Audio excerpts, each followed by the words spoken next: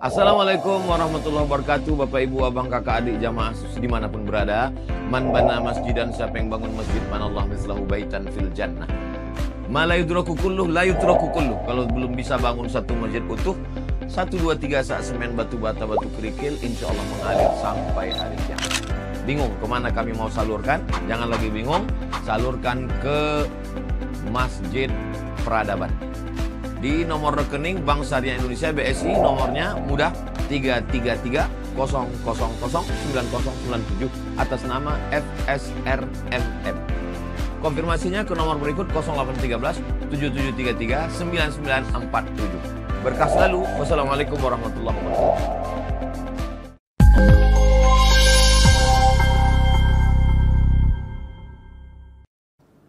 Seperti yang kita sampaikan pada beberapa hari yang lalu, beberapa pekan yang lalu, bahwa kita sedang dalam kondisi darurat.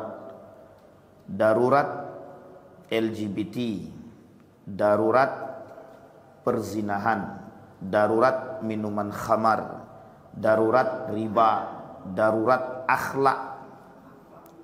Dan ini terjadi dan semua kota juga merasakan hal demikian, termasuk persoalan LGBT. Beberapa hari yang lalu, dari data yang kita terima bahwa LGBT itu sudah masuk ke beberapa sekolah, dan ini butuh perhatian khusus. Ada salah seorang anggota Dewan DPRD Provinsi mengajak berdiskusi tentang persoalan LGBT. Kami sampaikan bahwa persoalan LGBT ini itu persoalan yang sangat serius. Di Jakarta baru-baru ini, belum sampai 1 pekan, ditemukan sekian banyak laki-laki pesta gay di salah satu hotel. Ada orang tua curhat juga kemarin bahwa anaknya kena penyakit gay. Itu di Riau, Pak. Dari kota yang terindikasi paling banyak pengikut gaynya dari hasil survei itu, salah satunya itu, ya banyak kotanya. Salah satunya Sumbar.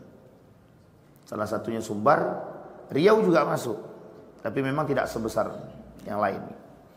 Artinya LGBT ini sudah menjadi satu hal yang penyakit yang harus kita lawan bersama, dan tak bisa lagi itu ditoleransi.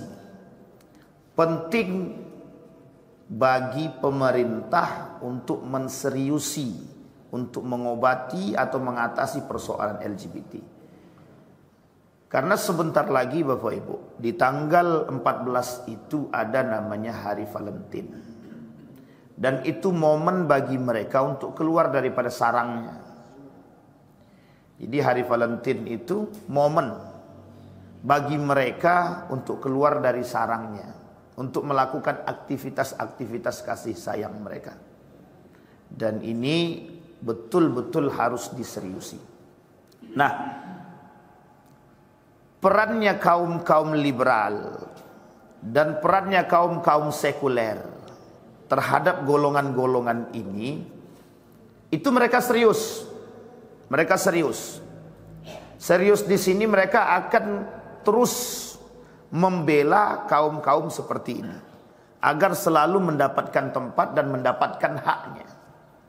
Disinilah Bapak Ibu kita perlu menangkal arus pemikiran seperti ini. Satu-satunya yang bisa kita lakukan, bukan satu-satunya, salah satu di antara sekian banyak solusi yang bisa kita lakukan, menangkal arus liberalisme ini dan sekulerisme ini dengan mencintai Al-Quran. Itu yang sudah, kuncinya sudah di situ. Karena Allah, Nabi juga sudah katakan, kembali kepada Al-Quran dan Sunnah. Pegang Al-Quran dan Sunnah, maka kalian akan selamat, tidak akan pernah tersesat. Nah, kemarin kita sudah sampaikan ada sampai pada poin yang ketiga. Kita ulangi pada poin yang ketiga. Hal yang harus kita lakukan dalam menangkal arus liberalisme dan sekulerisme. Yang ketiga, kemarin yang pertama itu kita sampaikan Al-Quran sebagai buku daras pendidikan Islam. Dan kita sampaikan problematika pendidikan Islam, juga kita sampaikan model-model pendidikannya, bagaimana mereka terhadap Al-Quran, dan bagaimana hari ini pendidikan kita, kurikulum kita dengan Al-Quran. Itu juga menjadi perhatian kita. Kemudian yang kedua, Al-Quran sebagai buku pedoman, terkhusus pada persoalan hukum syariah. Karena Al-Quran ini harus jadikan rujukan, kalau tidak selesai kita. Yang ketiga, Al-Quran sebagai manual guide bagi hidup umat muslim. Ada namanya Islamic worldview. Islamic worldview itu cara pandang hidup yang islami. Dan itu dikembalikan kepada Al-Quran. Salah satu yang bisa menjadikan cara pandang hidup seseorang itu islami, itu adalah Al-Quran. Maka Bapak Ibu sekalian yang berbahagia, selalu kita sampaikan, seberapa sering kita berinteraksi dengan Al-Quran, itu kan tergantung kepada kita.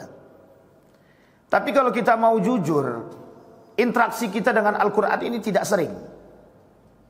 Karena lebih banyak interaksi kita dengan yang lain, bukan dengan Al-Quran. Ini makanya dikatakan oleh beliau, kata para ulama itu, kembali kepada Al-Quran. Coba jadikan Al-Quran itu sebagai solusi dalam setiap persoalan. Ajarkan anak-anak untuk kembali kepada Al-Quran.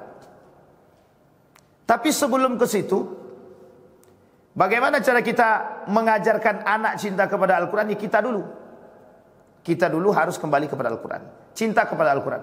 Kembali kepada Al-Quran di sini bukan dalam konteks, bukan dalam persoalan tekstualitas. Jadikan Al-Quran ini rujukan. Muhammadiyah dalam satu konferensinya itu, Haidar Nasir mengatakan begini, sudah tidak saatnya anak muda hari ini itu keluar daripada Al-Quran dan hadis. Harus kembali kepada Al-Quran dan hadis. Maksudnya begini, kembali kepada pemahaman para ulama salaf dan kembali berpegang teguh kepada Al-Quran.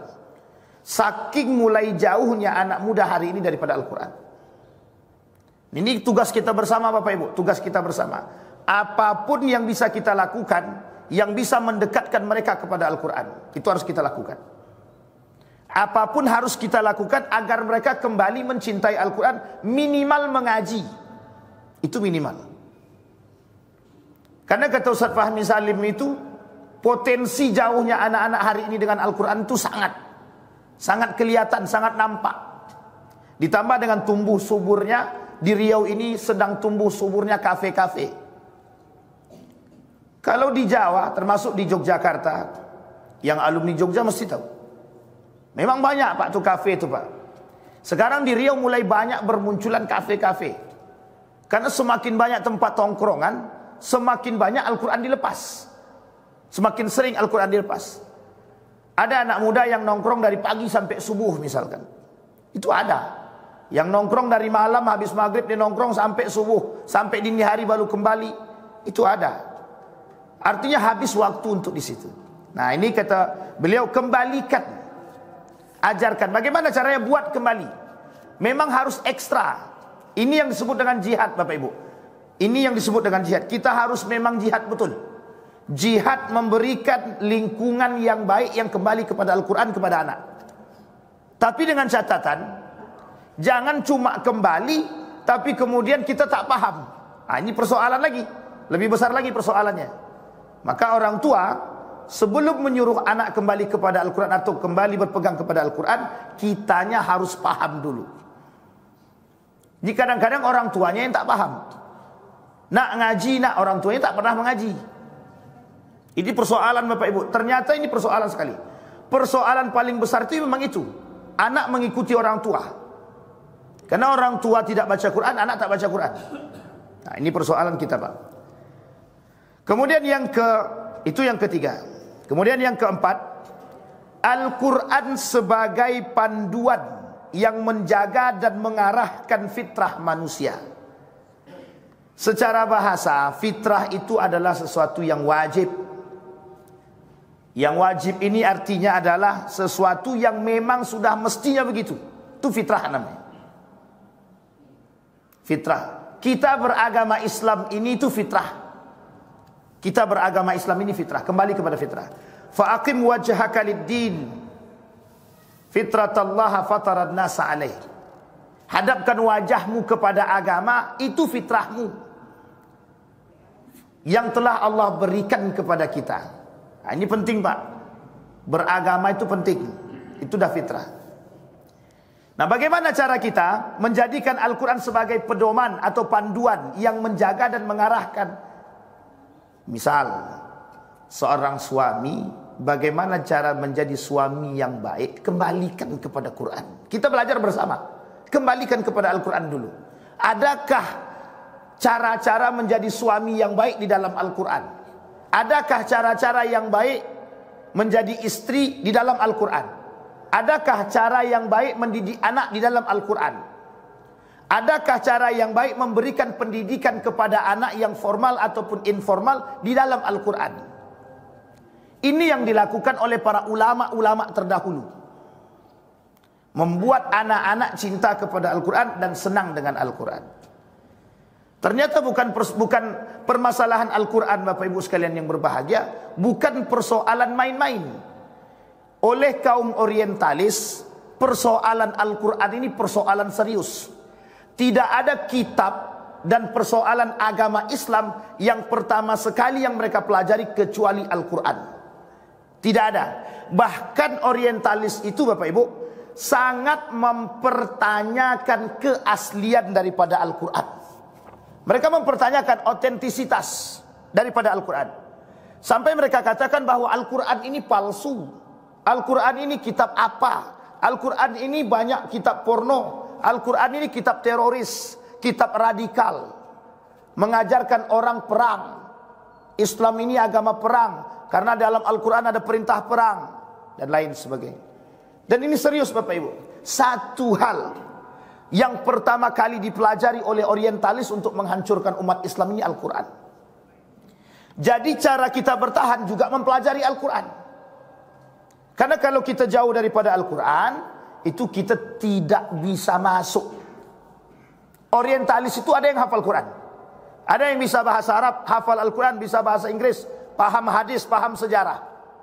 Kita ambil contoh, Montgomery Ward, orientalis, menulis buku mengkritik tentang Bidayah wan Nihayah, Ibnu Katsir. Itu dikritiknya itu buku sejarah. Buku sejarah karangan daripada Ibnu Katsir dikritik sama dia. Coba bayangkan. Itu orientalis saking seriusnya, Pak. Tapi sebelum dia mengkritik sejarah itu, dia sudah baca dulu Al-Quran.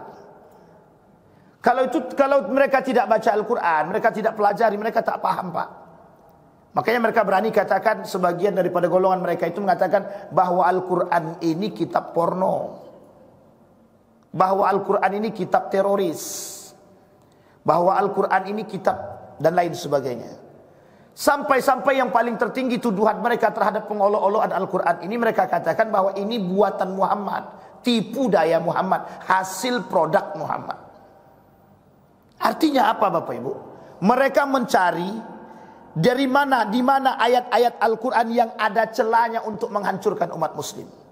Satu di antaranya adalah persoalan nikah beda agama.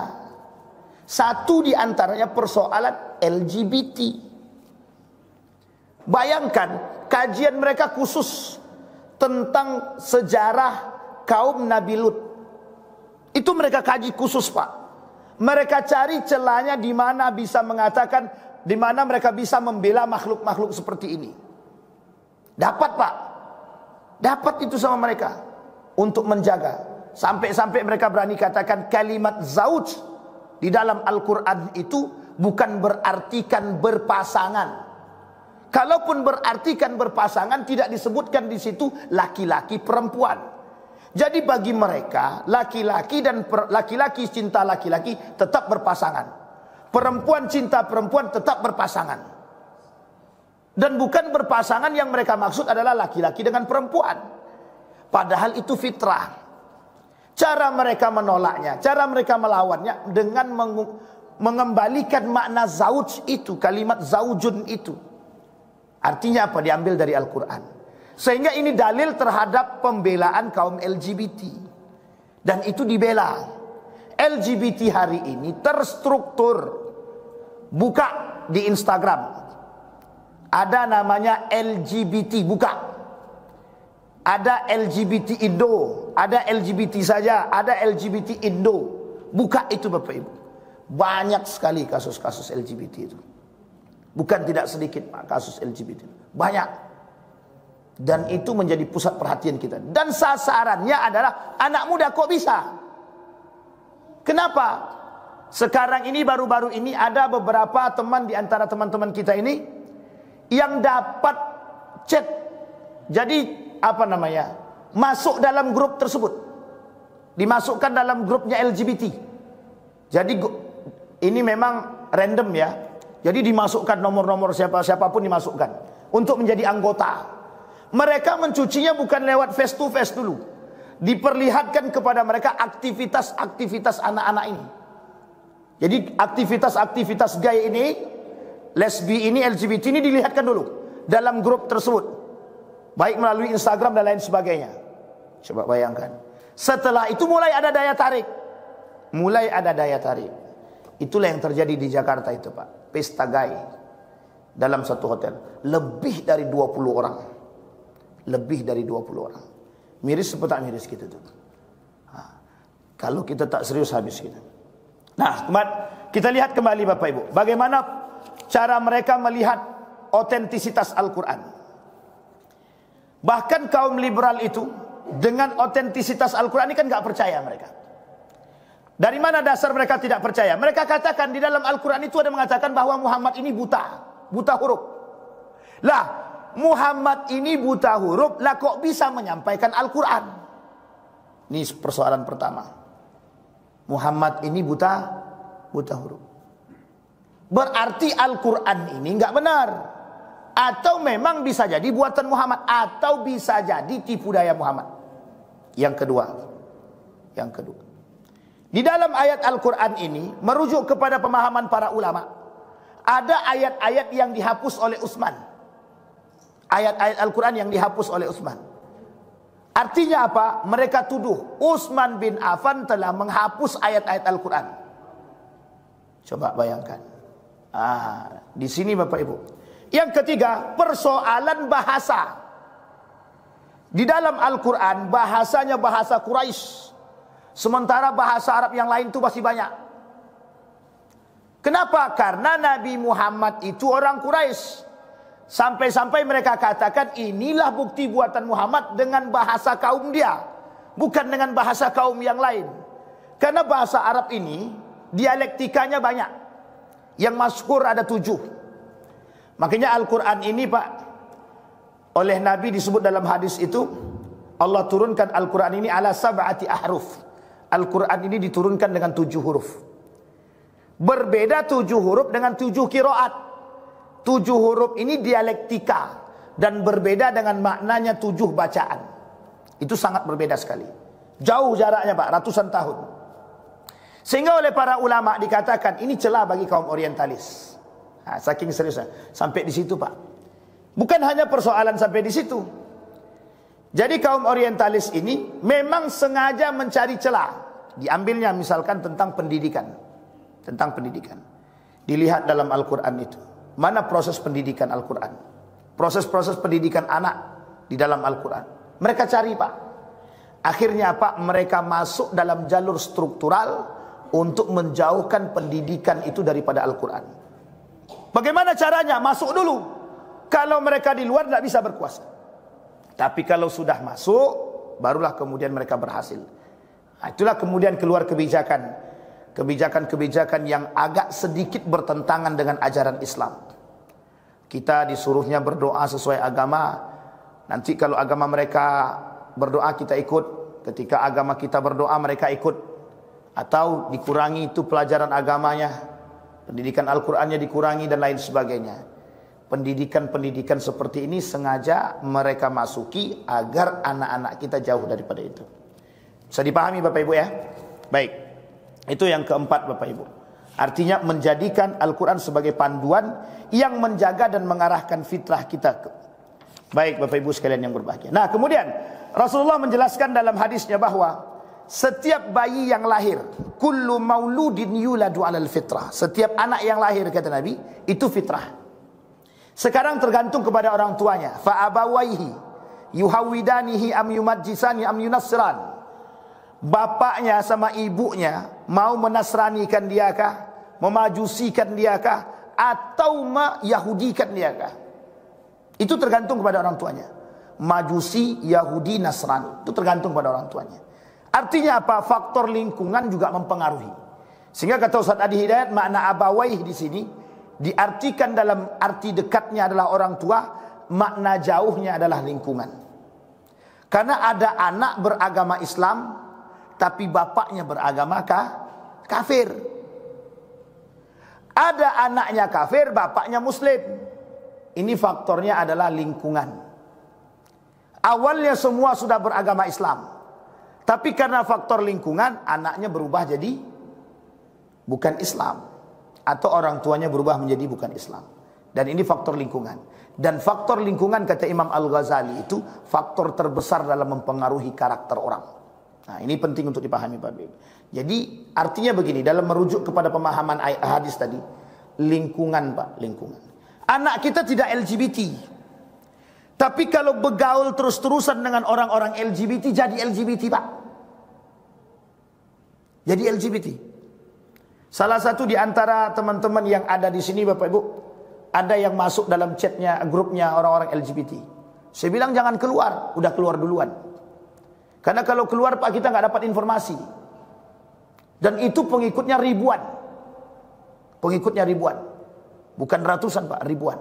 Dan ada berbagai macam model dalam grup grup WA-nya itu ada banyak, bukan satu. Dan itu acak.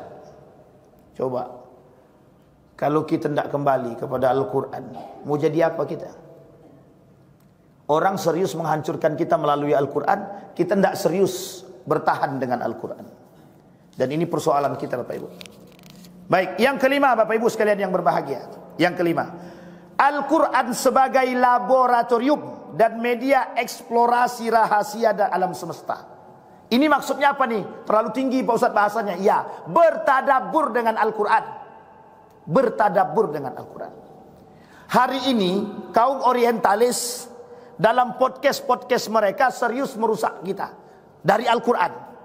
Kemarin sudah kita sampaikan nama orangnya. Sering-sering Pak, sering-sering bertadabbur dengan Al-Quran. Ini poin penting betul.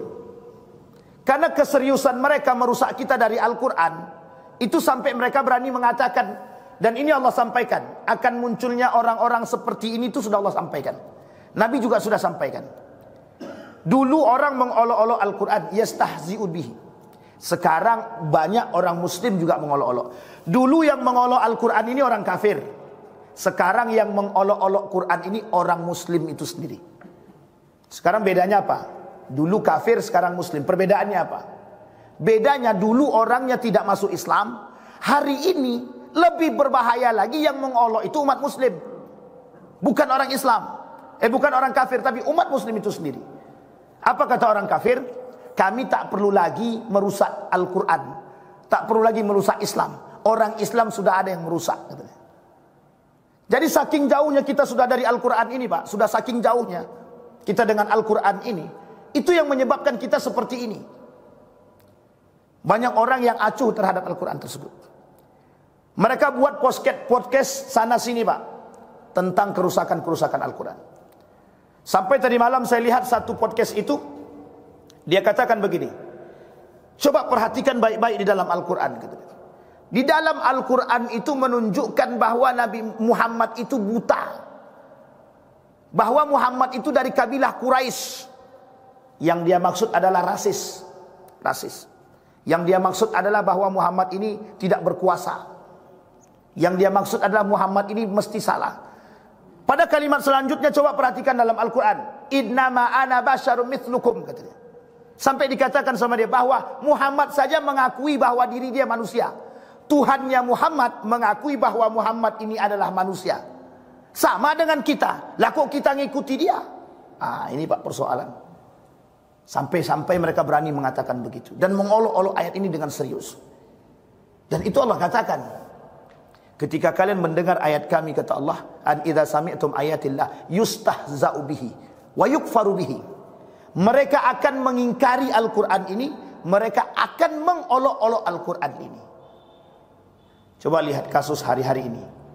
Banyak yang membakar Al-Quran, banyak yang menginjak Al-Quran, banyak yang melecehkan Al-Quran. Banyak Pak, banyak yang melecehkan Al-Quran.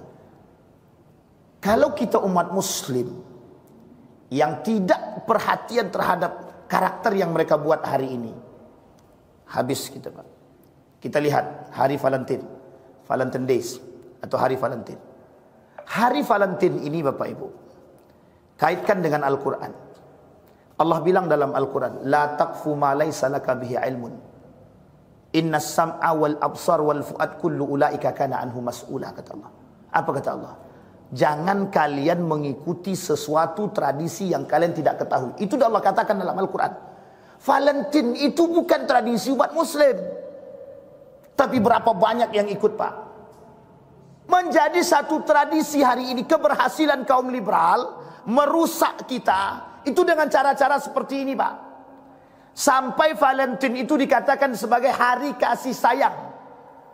Itu bukan hari kasih sayang. Hari peringatan kepada seorang pemuda dan pemudi yang mati. Dihukum mati oleh Raja Claudius. Gara-gara berpacaran, menikah ketika mereka menjadi seorang militer atau prajurit. Oleh mereka dianggap ini tidak memberikan hak asasi manusia. Ini yang mereka lakukan. Sehingga datanglah aktivis-aktivis sosial untuk memperingati itu. Uniknya, dari satu negara bisa menjadi seluruh dunia. Perhatikan baik-baik. Dari satu negara bisa menjadi seluruh dunia. Tradisi ini. Mengapa tradisi ini diperingati? Mengapa manusia mengikuti tradisi ini? Logikanya pakai akal Pak. Kita menalar dengan akal.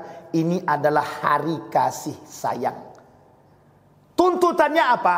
Seluruh dunia sadar bahwa kita ini punya hak berkasih dan sayang terhadap sesama. Baik lawan jenis dengan lawan jenis, baik sesama jenis dan lain sebagainya. Perhatikan baik-baik. Dan itu Bapak Ibu menjadi persoalan. Tuntutan yang kedua adalah mereka ingin katakan kepada dunia, jangan batasi hak orang dalam bercinta. Mau dia pacaran silahkan. Itu haknya dia. Coba bayangkan, itu menyalahi aturan agama atau bukan? Dalam agama Islam sangat menyalahi aturan. Islam tidak melarang berkasih sayang, tapi ada aturan main. Itu yang mereka terobos. Valentine, tanggal 14. Berapa hari lagi? 2 hari lagi. Kita lihat apa aktivitas-aktivitas mereka. Dan kita berharap ini anak muda tidak ada yang ikut. Anak-anak kita jauh daripada hal demikian. Tidak ikut-ikutan dalam persoalan ini Pak. Karena kalau mereka ikut-ikutan terjerumus sudah. Dan apa poin ketiga daripada Valentine itu? Mereka memaksa kita untuk menyerupai tradisi mereka. Bertasyabuh dengan tradisi mereka. Orang Katolik membuat tradisi populer. Tradisi kita umat muslim tidak ada yang populer. Tidak ada yang masyhur. Uniknya umat muslim justru lebih senang mengikuti tradisi itu. Berpacaran, tukar cincin, tukar kado, saling memberikan coklat dan bunga terhadap pasangannya. Mau itu sudah halal ataupun belum halal, tak urus. Perhatikan besok di hari Valentine. Uniknya itu dipelopori oleh siapa? Public figure. Dipelopori oleh public figure. Siapa public figure di sini? Bisa jadi artis, bisa jadi orang-orang yang terkenal, selebgram dan lain sebagainya. Perhatikan itu. Dan ini Bapak Ibu bukan main-main. Tradisi seperti ini sangat merusak. Sangat merusak. Apa dampak negatifnya? Dampak negatifnya kita mengikuti tradisi orang kafir yang tidak seharusnya kita ikuti. Dan apa dampak yang lebih parahnya lagi, ketika tradisi ini menjadi sebuah kebiasaan. Coba bayangkan, kita bandingkan Pak, tradisi baca Quran maghrib mengaji mulai hilang. Maghrib mengaji mulai hilang. Itu tradisi baik. Kenapa yang tradisi seperti ini tidak diikuti, tapi kok justru tradisi Valentine yang diikuti? Inilah poin pentingnya bagi kita. Sehingga cara mereka serius untuk merusak kita dengan cara memaksa kita, untuk mengikuti tradisi-tradisi seperti ini. Inilah yang Allah sebutkan di dalam Al-Quran, yang disebutkan oleh Nabi dalam hadisnya, man tashabbaha biqaumin fahuwa minhu. Bahkan di dalam hadis yang lain kata Nabi, laisa minna man tashabbaha bighairina. Bukan dari golongan kami, kata Nabi, orang-orang yang mengikuti tradisi-tradisi yang bukan dari tradisi kami. Sampai kemudian Nabi katakan, la tashabbahu bil yahud wa la tashabbahu bin nasara. Jangan kalian mengikuti tradisi orang Yahudi dan jangan kalian ikuti tradisi orang-orang Nasrani. Katolik itu Nasrani, Pak. Maka nama yang dibuat Valentine itu bukan artinya kasih sayang. Nama orang yang dipenjara itu namanya Valentine. Punya pacar namanya Mario. Itulah dia namanya, Pak. Menikahlah berdua ini. Ketika menikah berdua ini, dan dia nikahkan pemuda-pemudi yang lain dalam prajurit-prajurit itu, militer-militer itu, sehingga ketahuan sama Raja Claudius II, dipenjara seumur hidup. Ini namanya penjara, dipenjara hukuman mati tadi. Menulis suratlah dia sebelum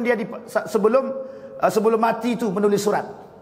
Ada khadim dia, pelayan dia, yang selalu setia dengan dia. Surat itu sampai kepada tangan dia, tangan pelayan tadi. Dari tangan pelayan inilah yang kemudian sampai ke tangan para aktivis sosial dan kemanusiaan, disebarluaskanlah, Pak. Diperingati hari pertama pada tanggal 14 itu, 14 apa namanya?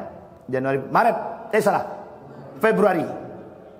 Oleh raja selanjutnya diresmikanlah sebagai hari peringatan pertama pada tahun 496. Sejarah ini mulai ada di tahun 268.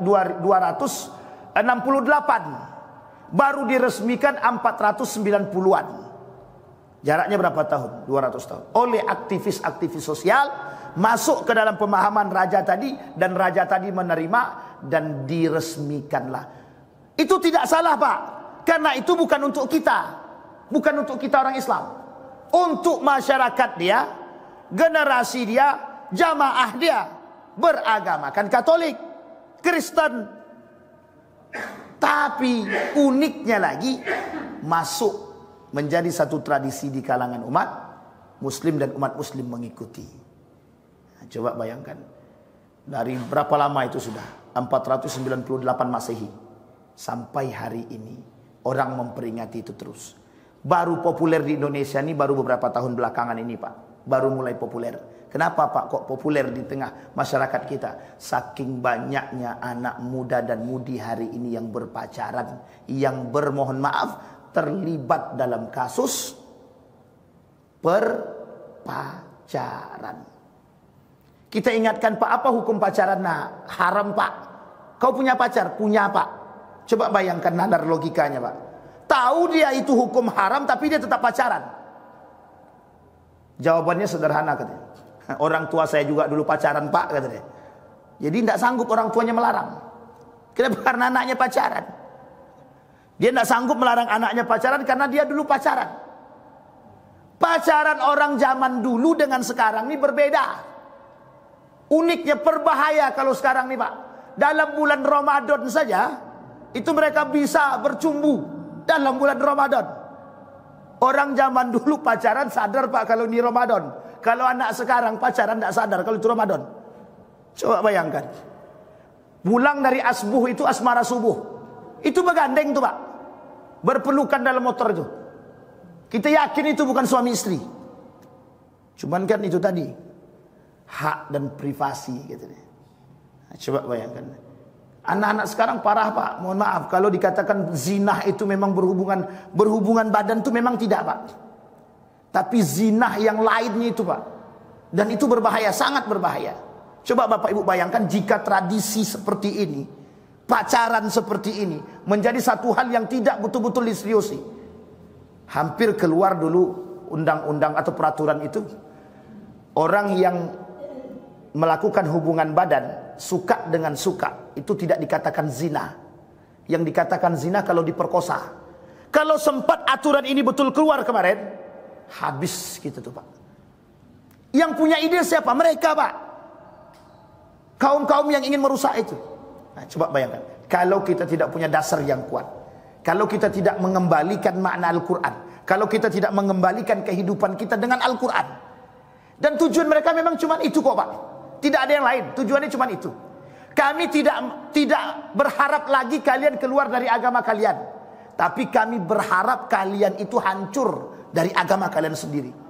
Kalian kabur terhadap agama kalian sendiri. Nah, buktinya hari ini berani anak-anak itu bilang, kami apa hukum pacaran haram, tapi dia tetap pacaran. Makanya saya katakan Bapak Ibu, kita ini sedang darurat. Darurat perzinahan, darurat narkoba, darurat LGBT, darurat riba, dan darurat-darurat yang lain. Dari dampak ini Pak, dampaknya besar Pak, dampaknya besar, mohon maaf. Dari urusan seperti ini, mereka membuat dan memaksa kita untuk mengikuti tradisi-tradisi seperti ini. Yang muncul di tengah anak-anak kita adalah tradisi pembangkangan. Mereka berani melawan orang tua. Bapak dan ibu dengarkan baik-baik. Aku berpacaran dengan si Anu itu sudah 4 tahun. Jadi aku akan menikah dengan dia. Kalau bapak larang aku berpacaran dengan dia, aku kawin lari. Orang tuanya sedih mendengar anaknya kawin lari tadi. Ya udahlah kalau gitu aku setuju ya engkau berpacaran dengan dia. Selesai urusan. Coba bayangkan ketakutan kita Pak. Ketakutan kita. Anak kalau sudah kenal dengan rasa cinta tadi terhadap sesama, terhadap lawan jenisnya Pak, kita pun bisa dibangkanginya Pak. Kita bisa dilawannya Pak. Bisa dia lawan kita Pak.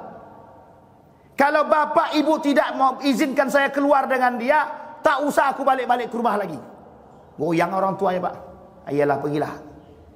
Bahkan uniknya lagi, tak perlu diancam pun orang tuanya. Ya nak pergilah, tapi nanti jangan pulang malam-malam ya. Diizinkan pula orang tua mengizinkan pula anaknya keluar. Baik, itu yang ke-5.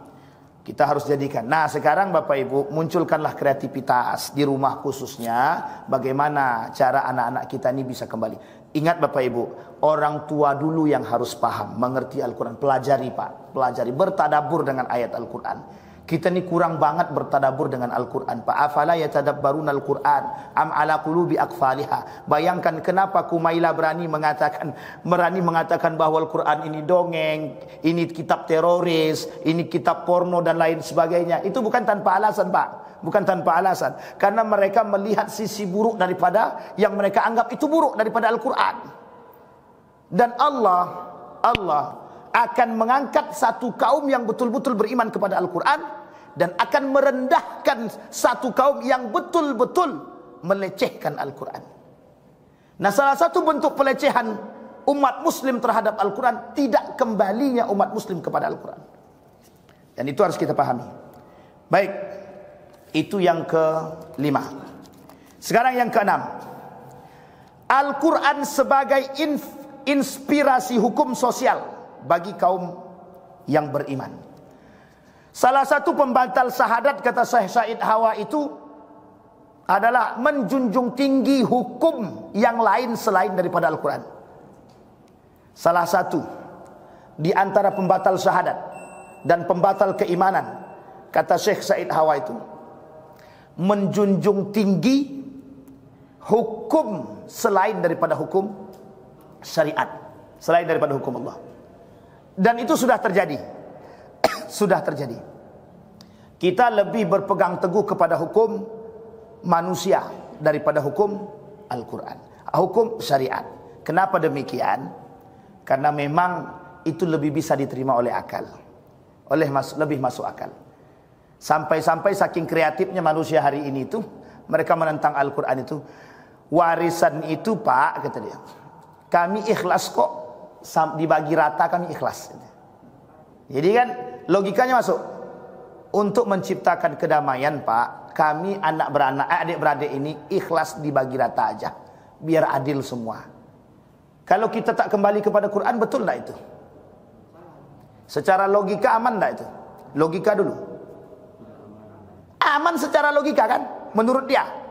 Perdamaian, keadilan, menurut mereka adil. Tapi coba katakan, tidak mungkin Allah itu mengatakan harus kembali kepada Al-Quran tentang persoalan waris. Ngapain Allah buat sedetail mungkin dalam Al-Quran itu tentang waris itu, kalau bukan untuk diikuti? Tapi kami tidak merasa adil itu kalau laki-laki itu satu. Kaum liberal punya andil. Kaum liberal dan orientalis punya andil. Apa kata mereka? Coba bayangkan, Al-Quran itu saking tidak adilnya. Tuhan itu tidak adil. Masa perempuan dan laki-laki diskriminasi gitu. Perempuan itu kok didiskriminasi? Terjadilah aktivis-aktivis itu protes, samakan hak kami dengan laki-laki. Itu alasannya awal Pak. Tahu alasannya? Itu alasannya Pak. Menuntut dia akhirnya. Gara-gara ayat Al-Quran itu. Tentang apa? Tentang warisan. Itu pertama kali.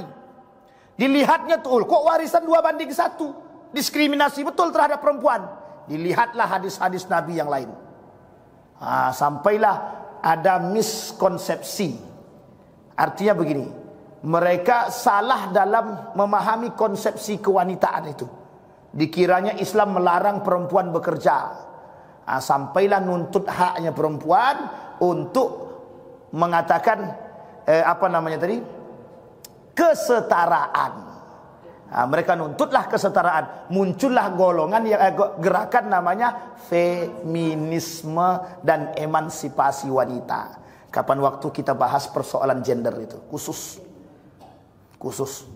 Wah, coba serius. Saking muncul dari ayat Al-Quran. Orientalis yang punya ide. Diskriminasi. Coba lihat Al-Quran itu diskriminasi katanya. Kalian perempuan itu sudah di dalam Islam didiskriminasi. Kalian cuma bisa menjadi penghuni rumah, tidak bisa kemana-mana, kata dia. Muncullah gerakan emansipasi wanita, nuntut haknya perempuan.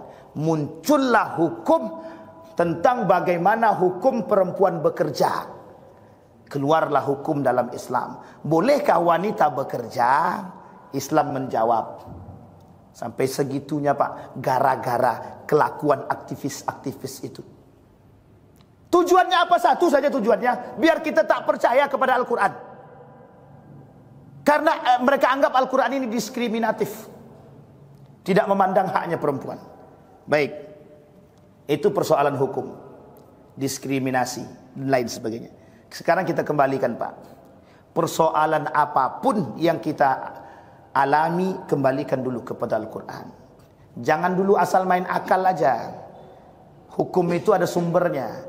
Sumber hukum itu kalau tidak Al-Quran ada hadis. Kalau tidak Al-Quran ada hadis. Yang ketiga, dari sekian banyak sumber hukum itu kembali kepada ijtihadul ulama. Fatwa Majelis Ulama Indonesia itu jadikan sandaran hukum. Dan itu pasti berdasarkan kepada Al-Quran dan Sunnah. Jadi kalau seandainya, mohon maaf, kalau majelis ulama sudah buat fatwa, keluar fatwanya, lah umat muslim tak mau mengikuti. Kita ini tinggal di Indonesia, yang kita ikuti fatwa ulama kita, bukan fatwa ulama orang. Berbeda, keadaan negara itu berbeda. Bunga Abang kata majelis ulama Indonesia haram. Kami ikut yang ulama lain lah. Kenapa? Karena dia berharap bisa main di situ. Akhirnya diikutilah fatwa yang lain. Kata dia fatwa ulama yang lain itu tidak haram. Ini persoalan Pak. Kembali lagi persoalan. Kalau kita dengan konsep yang dibangun oleh Majelis Ulama Indonesia saja kita nggak ngikutin, berarti kan itu sudah secara tidak langsung kita sudah tidak mengikuti apa yang dibuat oleh agama. Kita sudah jauh daripada agama.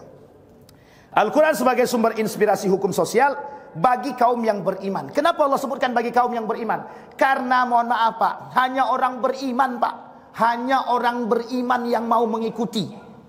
Yang tak beriman tak akan mau dia. Tak akan mau dia mengikuti itu, tak akan. Makanya orang-orang seperti kaum-kaum liberal itu sangat anti dia dengan persoalan-persoalan Al-Quran ini, Pak. Saya berkali-kali menyampaikan kepada mahasiswa saya waktu saya di Yogyakarta itu, kita ajak mereka keliling itu untuk melihat saking seriusnya teman-teman misionaris itu merusak kita dari sisi Al-Quran itu tadi. Sampai saya lihatkan kepada mereka program-program mereka. Kita perhatikan. Salah satu di antara program-program kaum-kaum orientalis itu, jalur masuk untuk merusak itu adalah memang dengan cara seperti ini, Pak. Dengan cara-cara seperti ini. Makanya saya berharap betul, berharap sekali terhadap kepada kita semua ini mengetahui persoalan-persoalan seperti ini. Kenapa, Pak? Karena biar yang berpikir itu tidak 1, 2, 3 orang, semua berpikir. Kenapa? Karena kalau kita lewat jalur struktur pun sekarang sudah sulit, Pak. Karena mereka sudah ada di situ. Mereka sudah masuk dalam struktural, mereka sudah masuk dalam lembaga A, B, C, D dan lain sebagainya. Mereka masuk di situ, Pak.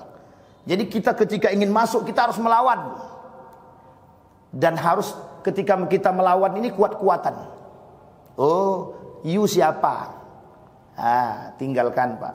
Jadi teori yang kita kasih, konsep yang kita bagi itu ditolak. Makanya kenapa sekarang teman-teman aktivis yang memberantas liberalisme dan sekulerisme ini membangun sekolah, membangun madrasah. Itu tujuannya satu, untuk melawan itu tadi. Kalau tidak habis. Nah, Bapak Ibu sekalian yang berbahagia, apa kesimpulan dari apa yang kita sampaikan di subuh hari ini? Kesimpulannya adalah jadikan Al-Quran sebagai pedoman kehidupan. Jadikan Al-Quran sebagai pedoman kehidupan. Itu yang pertama. Caranya bagaimana? Pelajari Al-Quran. Bertadabur dengan Al-Quran. Cari guru. Cari guru. Yang kedua, Bapak Ibu sekalian yang berbahagia, kembali kepada sunnah Nabi. Sekarang ini kita sudah jauh dengan sunnah-sunnah Nabi. Hanya sebagian kecil daripada sunnah Nabi yang kita ikuti. Kenapa? Yang kita takutkan kelak orang benci terhadap sunnah Nabi. Kalau kita generasi sekarang tidak menjalankan sunnah-sunnah Nabi, bisa dipastikan generasi yang akan datang tidak akan menjalankan sunnah Nabi. Tapi kan Ustaz, itu sudah sunnatullahnya begitu, betul. Tapi jangan sampai kita punya generasi. Kita yang sadar, kita yang membentuk generasi. Yang tak sadar biarkan. Tujuan kita sekarang ini adalah tahu, setelah kita tahu kita membentuk generasi. Kita yang punya generasi yang paham tentang Al-Quran dan generasi yang paham tentang sunnah-sunnah Nabi. Yang ketiga, Bapak Ibu, bentuk lingkungan. Bentuk lingkungan harus ekstra hari ini. Ibu bapak punya anak, berikanlah kebaikan kepada mereka melalui pendidikan. Terserah Bapak Ibu.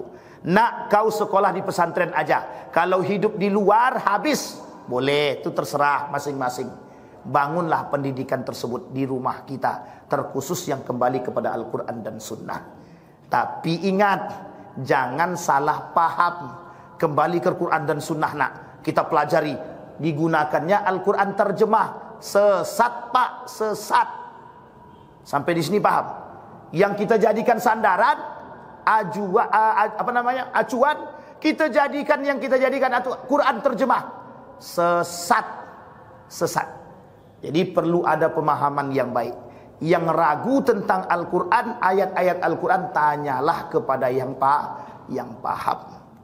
Sampai di sini bisa dipahami, Bapak Ibu? Sudah bisa kita perang bersama? Harus bisa, Pak. Kajian perang pemikiran sampai sekarang tak habis-habis. Sampai sekarang tak habis-habis. Berarti produknya adalah jihad. Hasilnya adalah jihad. Kita jihad bersama hari ini, melawan berbagai macam kelompok dari berbagai lini yang ingin menghancurkan Islam dari luar maupun dari dalam. Saya kira itu saja, mudah-mudahan bermanfaat bagi kita semua. Mudah-mudahan bisa diambil manfaat dan faidah bagi kita yang hadir hari ini, insyaallah. Mudah-mudahan kita semua husnul khatimah. A'udzubillahi minasyaitonir rajim. Bismillahirrahmanirrahim. Alhamdulillahirabbil alamin, hamdas syakirin, hamdan na'imin, hamdan yuwafi ni'amahu wa yukafi'u mazidah. Ya Rabbana lakal hamdu kama yanbaghi li jalali wajhikal karim wa 'azimi sultanik.